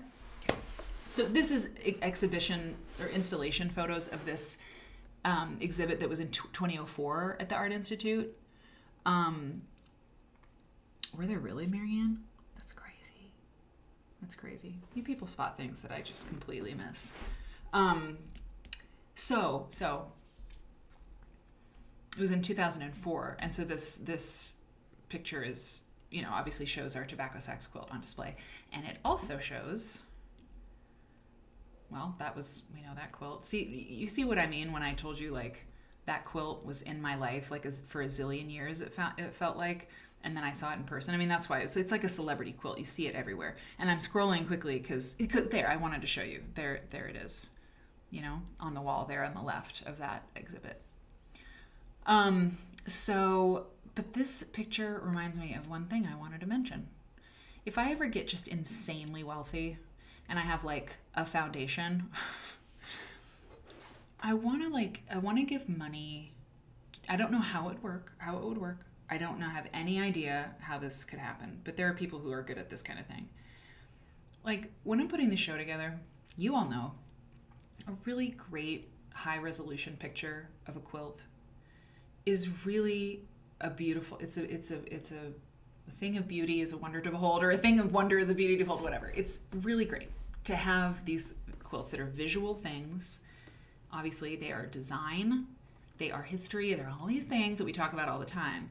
And whether you're a student or doing a show on Twitch, you know, about quilts or whatever, or you're researching, or you're sharing a photo or something on the internet, not trying to publish, you know, like I think there's a fear. I think one of the reasons people put low resolution images on their websites, and different museums do this, maybe it's a bandwidth or a server thing, which I completely understand, you know, or I would understand that. I think sometimes people put these really low res pictures, like, for example, sorry, Shelly, but like, no shade, but I can't even click. I'm clicking on the Garfield and Arthur quilt. It won't even expand. Neither will this one. Whoa. Neither will this one. What? I don't want to do that. Well, okay. Well, I couldn't look at it. I bet this one won't either. Maybe it will. That's as big as it gets. And it's pretty low res. And what I'm saying is, I would love to somehow make more pictures, like give money to people who take pictures of quilts, like, you know, like a lot of them, like enough that it's part of the thing that they do, and help them get their quilts photographed in high resolution. Because I think, what I was going to say is, I think the fear is that people are going to rip off these pictures and like publish them in a book. No.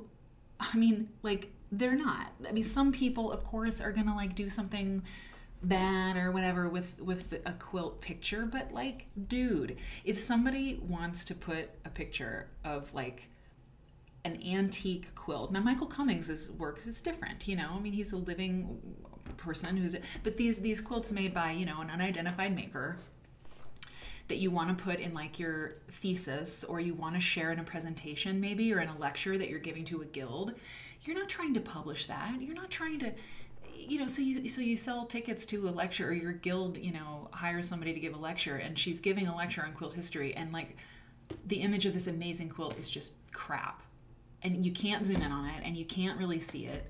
It's too bad. And I think it's probably money, you know, that keeps people from getting like a really good photographer in there to like get a boom camera or a jib camera to take these pictures. It's like a very vague thing that I'm talking about. But if I could, I would like fund like a photography grant.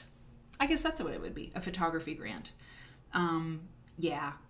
Susan Michael says pro. Yeah, pro. Pics are so expensive, it eats my budget, but I do it anyway. See, that's the thing.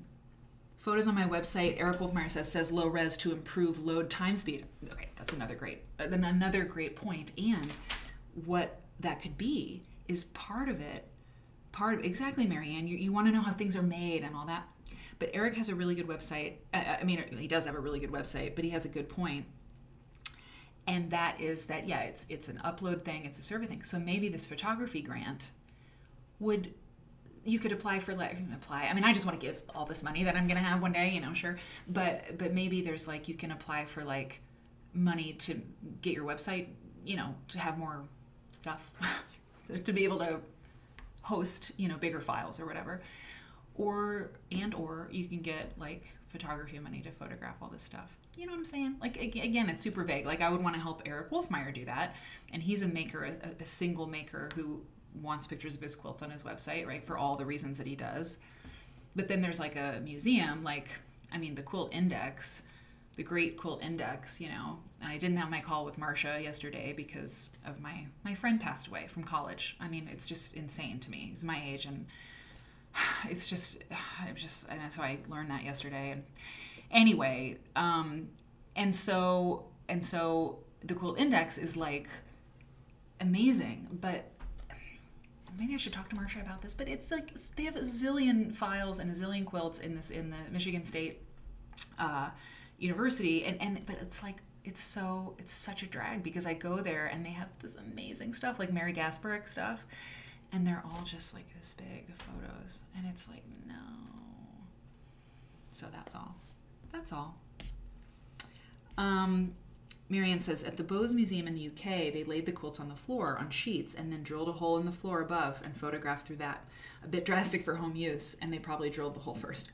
But it's so true. Yeah, I know, little bird. You gotta, I mean, like I was saying at the top of the show, and I didn't mean to just like drop that like bit of news, really, but I just wanted to tell you that like, it was at the top of the show, I was like, I felt really, you know, yesterday. It was like shocking. I didn't process it right away.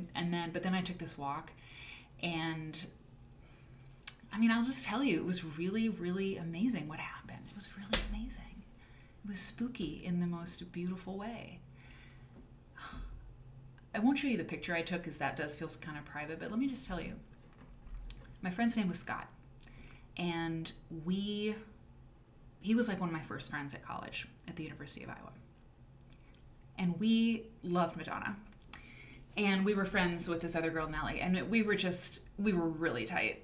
And we lost track, like, you know, of each other, like, over some years, but we stayed in touch for years. And I would send my friends Scott and Will and Mark, we all love Madonna so much, you know, we would go out dancing and we're up to no good, you know, for a number of years. And I would send them all a Madonna calendar every year. And then I just kind of stopped doing it, and I just hate that I stopped doing it, but I did, and it just fell away, you know, like I missed 1 year, and then like and so anyway, so my friend's name was Scott, and so I take this walk yesterday, and I go to the lake, because that's what you do. It was so cold, you know, and I was like, oh God. But I went to the lake, because that's what you do. You know, you like want to look at nature, water. And I'm out there, and I took my headphones to listen to Madonna, you know? And I was going to go south on the lake path. But I was like, I'm going to go north. And I was just like, I turned south and I was like, I'm going to go north. And I'm walking and having my little cry, you know, just really, life is so weird, you know, and like pretty hard. And I look up and Scott Street. And I was walking on the lakeside of Lakeshore Drive. And I was like a few blocks from my street. And I'm sure I've seen Scott Street before, but it doesn't go all the way through. It's a tiny street because there's Lakeshore Drive and like the lake. But on my side of Lakeshore Drive, the far side toward the lake, there's a street sign that says Scott. And it's the street over there. And, you know, and I was like, oh my God, you know? And I was listening to, you know, Ray of Light. And if you know anything about Madonna, it's just like the most beautiful song. And it was like our favorite. And we went on a trip when I was in our freshman year. We went to visit my Aunt Lisa. Nellie and Scott and I went out to California. We like went on a road trip on spring break. Like that's literally what it was. And we stayed with my Aunt Lisa and my Uncle Paul. And I'll never forget it. Ray of Light had just come out, and it's one of Madonna's best albums. It's so good. And that song, Ray of Light, is a masterpiece. And it was new. Sorry. It was new. And, sorry, I wasn't even going to talk about this. And we blasted that song. And it was so stupid, you know, these kids were so stupid flying down the interstate, you know, outside of like Sacramento, just like, you know, like Ray of Light. It was so amazing. I mean, we were like 21. And I mean, that was like, we were free, you know, we were really free. So Scott Street, I mean, I was like, I just stopped dead in my tracks. And like, I'm not kidding. It's like, it's almost like, you can't write this stuff. I mean, the sun came out and like glinted off this skyscraper, you know? And so it was just really weird. I mean, in the best way. So, God, I was cold. I mean, I was like, and I took a picture and you know, of Scott Street and Lakeshore Drive. I mean, I just couldn't believe it, and I'll have that picture. And that was really a special thing. So I haven't looked at the chat at all, but Stokieware, welcome to the chat. It's so awesome. Then the words of Madonna, life is a mystery. Oh my God, that's so true. So I said I was feeling grateful today, and that's true because I'm alive. And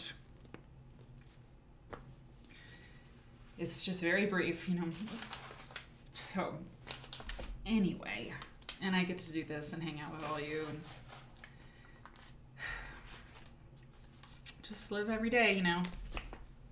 And I'll miss him, even though we weren't really in touch. Aha! Sorry, I didn't know that I would really talk about that, but I did. Because I wanted to say how, that moment. It was really powerful. So life is a mystery, exactly. And so we're here for it. If we're here right now doing this together, we're alive and we're here for it. So you never know what's going on. Oh, and we're looking at a picture of a spiritual thing. I'm not going to play the thing because it's just not the right moment for the spooky Twilight Zone thing, but you have to admit, I don't know.